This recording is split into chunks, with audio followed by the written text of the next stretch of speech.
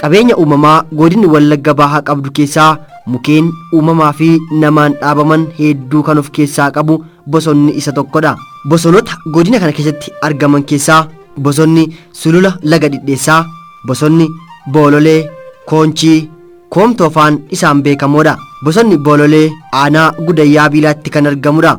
Bosonni kun lafa hektaara 1140 uwwisee kan argamu yommuu ta'u giddugala qorannoo fi qo'annoo ta'ee kan tajaajiluu danda'udha. Akkasumas hawwatummaan isaa bakka ga'umsa tuuristii beekamaa gochuuf carraa bal'aa kan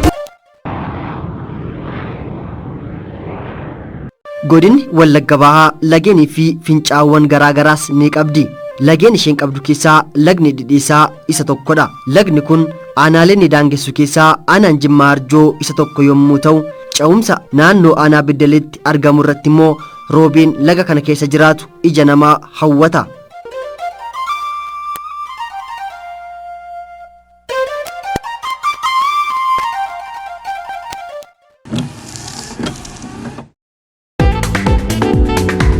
Fincaawwan beekamoo godina kana keessatti argaman hedduudha.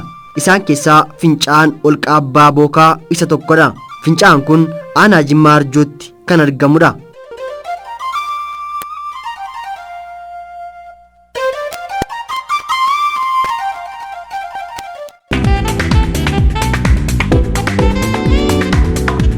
Inni kan biraan fincaa shaaraa walmal jedhama. Fincaan kun lageen shaaraa walmalii fi shaaraa saankoo jedhaman walitti dabalamuudhaan kan uumamudha. Iddoon itti argama isaa aanaa Eebantuu keessatti yommuu ta'u magaalaa Naqamteerraa hanga kiiloomeetira 190 fagaatee argama. Fincaan kun boca qubee yaa qabaachuusaa fi halluuwwan garaagaraa uumuun isaa adda isa taasisa.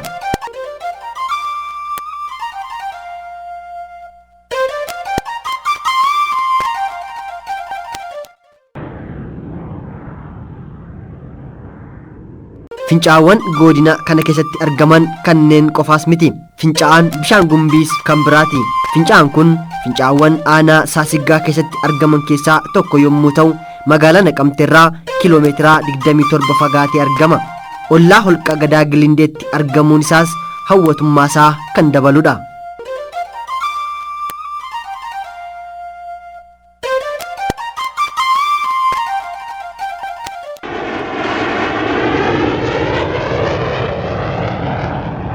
Fincaan bishaan gibee immoo aanaa Gudayyaa Biilaatti kan argamudha. Iddoo ka'umsa bishaan gibee ta'uunsaa fi bosonni naannoo isaatti argamus bakka ga'umsa tuuristii filatamaa kan isa taasisudha.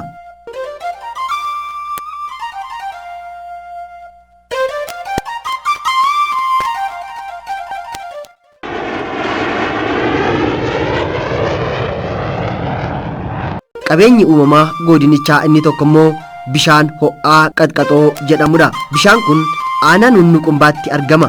Magaalaa Naqamteerraa hanga kiiloomeetira 80 fagaatee gara kibbaatti kan argamuu fi qaxqaxoon bishaan ho'aa lafa keessaa wal burqu ta'ee dhukkuboota adda addaaf qoricha jedhanii namoonnis itti fayyadamu. Hafteen bosonaa naannoo isaa jiruu fi bishaan waamaa isa biratti argamu hawwatummaa isaa kan dabaludha.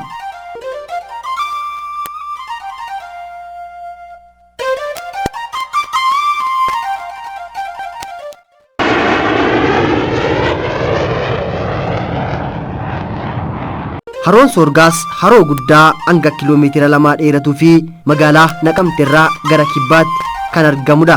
Gadi fageenyi haroo kanaa giddu galeessaan meetira 6 olidha jedhama. Haroon kun yabala bashannanaa kan qabuu fi horsiisa qurxummiifis kan ooluu danda'udha.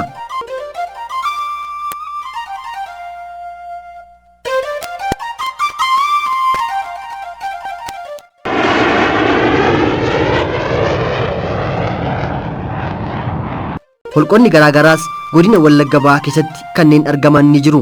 holqi Gadaa Gilindee aanaa Saasiggaa keessatti argama. Holqi kun holqa kan biroo tokko mataa isaarratti kan qabuu fi inni gara jalaatti argamu galma namoota baay'ee qabachuu danda'u kan of keessaa qabudha. Keessi isaa dheerina hanga meetira 996.2 kan qabuu fi kutaalee garaagaraa 5 qabaachuu isaa ogeeyyiin mirkaneessanii jiru. Magaalaa Naqamteerraa gara lixaatti kiiloomeetira 27 fagaatee argama.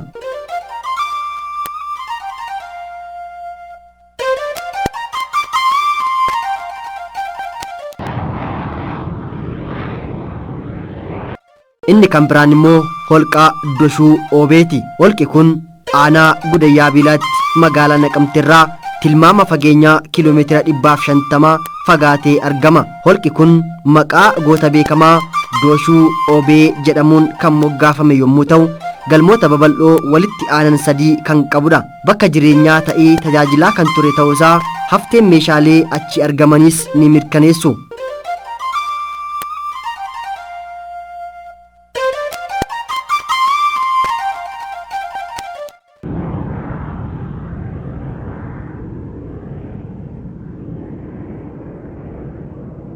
Holqi Barruu Gojoob jedhamus holquma godina kana keessatti argamudha. Aanaa Bonayyaa Boshee keessatti magaalaa Naqamteerraa gara bahaatti kiiloomeetira 70 fagaatee argama. Holqi kun Tulluu Gosbii Xiyyoo Laga Gojabitti argama. Naannoo holqa kanaa barreeffamni dhagaa irraa halluu gurraacha, adii fi diimaatiin barreeffamee jiru haala kaleessa ture kan dubbatudha. Barreeffamoonni akkasii waggoota 3,000 hanga 5,000 akka ta'an ogeeyyiin ni dubbatu.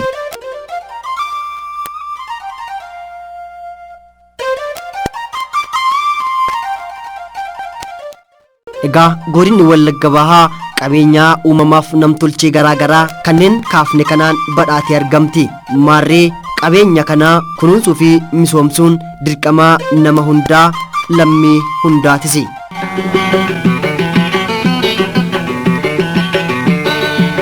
Aadaa jechuun maali? Tana gaaffiintooti, tana gaaffiintooti. Na deebisuu qabdan xiqqaa guddaan marti. Yorraa baruu baanne seenaan nu gaafatti.